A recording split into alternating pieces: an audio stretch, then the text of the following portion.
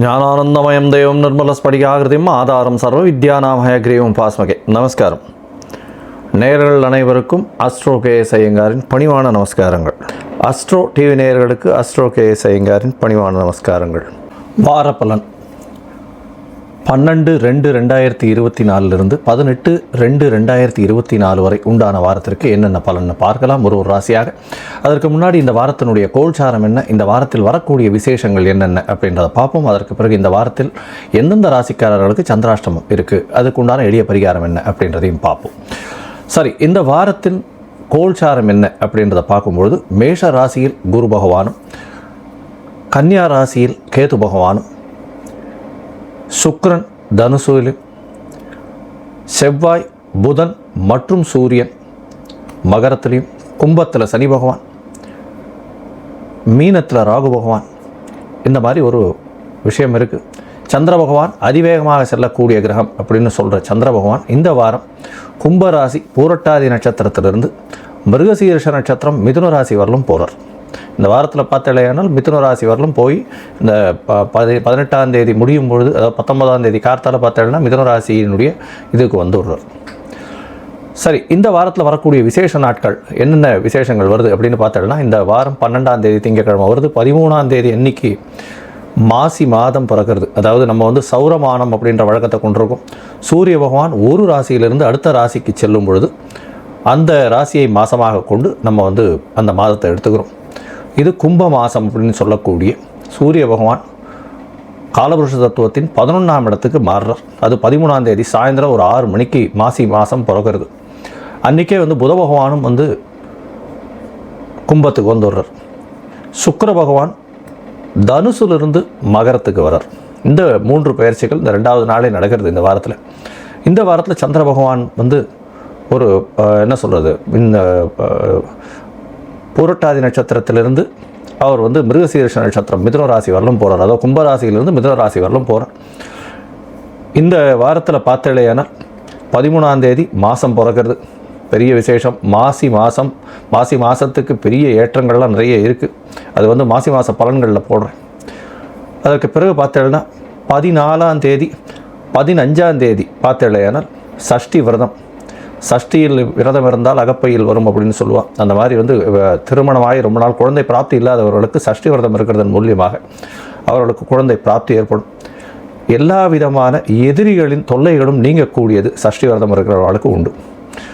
16ஆம் தேதி பார்த்தேனால் சப்தமி, ரத சப்தமி அப்படின்னு சொல்லக்கூடியது. சூரியனுடைய தேர்கால் வடக்கு நோக்கி பிரயாணப்படும். இதன் மூலியமாக வெயில் அதிகரிக்கக்கூடிய காலகட்டமாக இருக்கும். அதாவது சூரிய பகவான் இதை சூரிய பகவானின் பிறந்த நாள்னு கூட சொல்லுவாள். ரத சப்தமி, அதாவது இது சுக்லபக்ஷ சப்தமி திதி, அமாவாசையிலிருந்து 7ஆம் நாள் சப்தமி திதி வர்றது.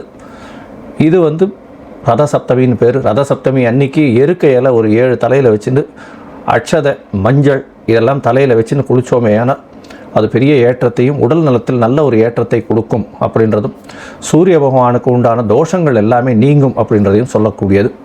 உடல் ஆரோக்கியம், செல்வம், இதில் தனம் எல்லாமே சேரக்கூடிய காலகட்டம் அப்படின்னு சொல்லக்கூடியது.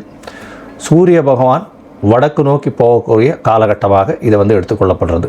ஏன்னா உத்தராயண காலத்தில் அமாவாசைக்கு அடுத்து வர்ற 7ஆம் நாள் ரத சப்தமி அப்படின்னு சொல்லக்கூடியது. இது இந்த வாரத்தில் வரக்கூடிய விசேஷ நாட்கள் அப்படின்னு சொல்கிறோம்.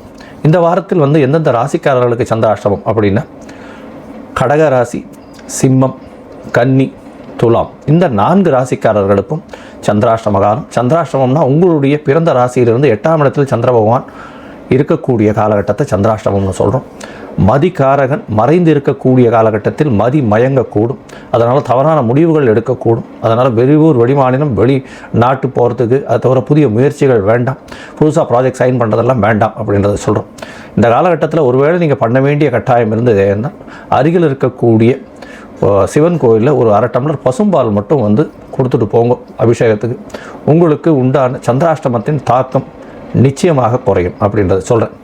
சரி, இந்த வீடியோவை பார்க்குறவங்க என்கிட்ட அஸ்ட்ராலாஜிக்கல் கன்சல்ட் எடுக்கணும் அப்படின்னு பிரயத்தனப்பட்டேன்னா எனக்கு ஃபோன் பண்ணுங்க, உங்களுக்கு அப்பாயின்மெண்ட் தரேன். என்னுடைய கட்டணம் என்னன்றதையும் சொல்கிறேன்.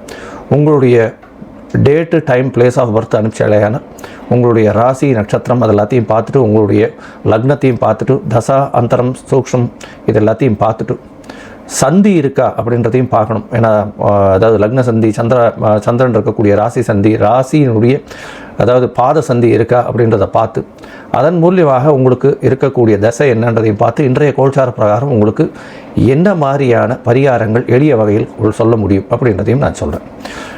இந்த வாரமான 12/2/2024 18/2/2024 வரையில் உண்டான வாரத்திற்கு ஒரு ராசியாக மேஷம் முதல் மீனம் வரை இப்போது உண்டான பலன்கள் பார்க்கலாம். ரிஷபம், கிருத்திகை, ரோகிணி, மிருகசீரிஷம் இந்த 3 நட்சத்திரம் 9 பாதங்களை கொண்ட ராசி. ராசியின் அதிபதினு சொல்லக்கூடிய ஒரு சுக்கிர பகவான் உங்களுடைய ராசிக்கு 9ஆம் இடத்துக்கு வர்றது பெரிய சிறப்பு. இந்த வாரத்தில் பார்த்தேனால் இவ்வளோ நாளாக 8ஆம் இடத்துல மறைஞ்சிருந்ததுனால சில பிரச்சனைகள் வந்து ரிஷபராசிக்காரர்களுக்கு இருக்கும். என்னென்னா அவங்களுடைய என்ன சொல்கிறது, அவங்களுடைய ஐடென்டிட்டி, அவங்களுடைய பதவி, புகழ் இதெல்லாம் வந்து கொஞ்சம் சறுக்கல்கள் இருந்த காலகட்டமாக இருந்திருக்கும். ஏன்னா சுக்கிர பகவானும் மறைஞ்சிருக்கார்.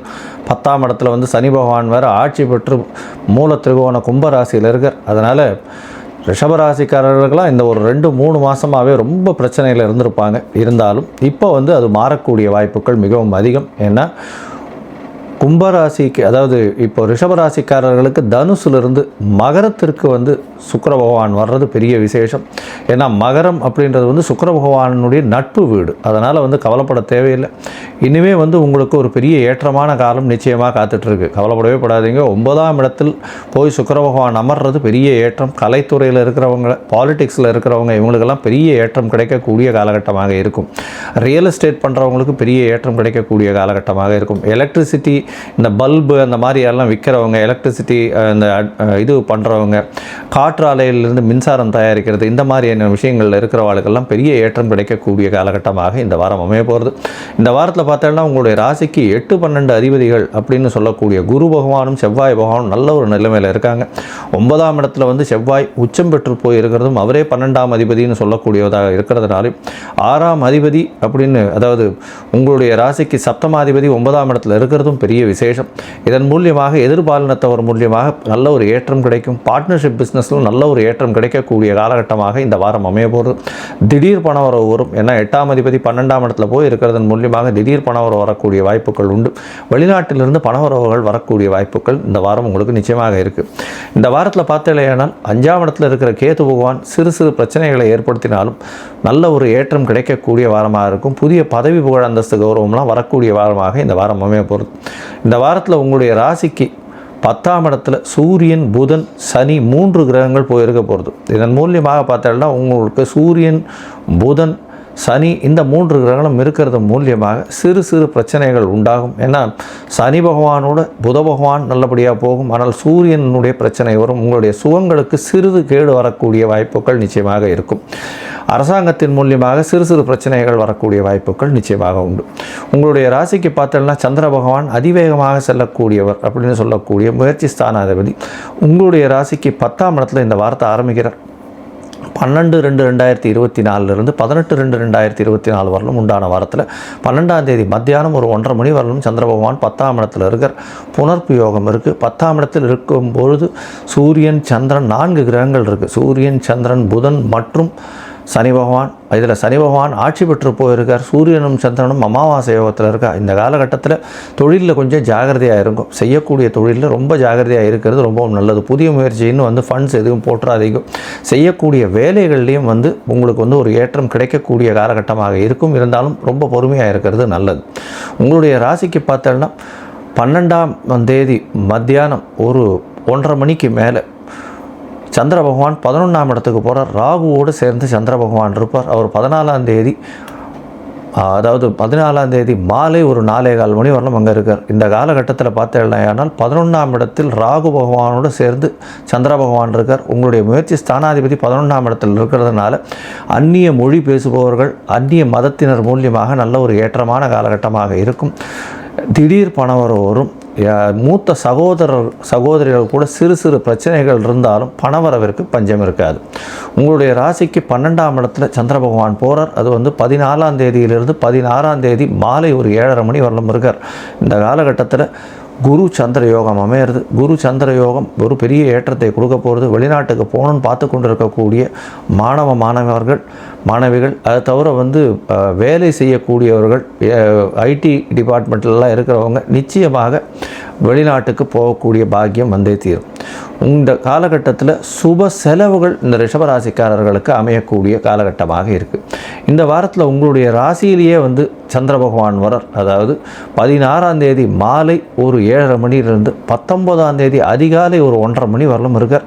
இந்த காலகட்டத்தில் சந்திர பகவான் உச்சம் பெற்று போயிருக்கிறதும் நல்ல ஒரு ஏற்றத்தை கொடுக்கக்கூடிய காலகட்டமாக இருக்குது. நினைத்த காரியங்கள் எல்லாமே உங்களுக்கு வெற்றி கிடைக்கக்கூடிய வாரமாக இந்த வாரம் அமைய போகிறது. உடல் நலத்தில் நல்ல ஏற்றம், படிக்கக்கூடிய மாணவர்களுக்கு நல்ல ஒரு ஏற்றம் கிடைக்கக்கூடிய காலகட்டமாக இருக்குது. நீங்கள் அருகில் இருக்கக்கூடிய ரங்கநாத பெருமாளை போய் சேவிச்சுட்டு வாங்க, இல்லை அருகில் இருக்கக்கூடிய ஸ்ரீரங்கம் ரங்கநாதரை போய் சேவிச்சுட்டு வாங்க. உங்களுக்கு பெரிய ஏற்றமும் மாற்றமும் இந்த வாரம் வரும்.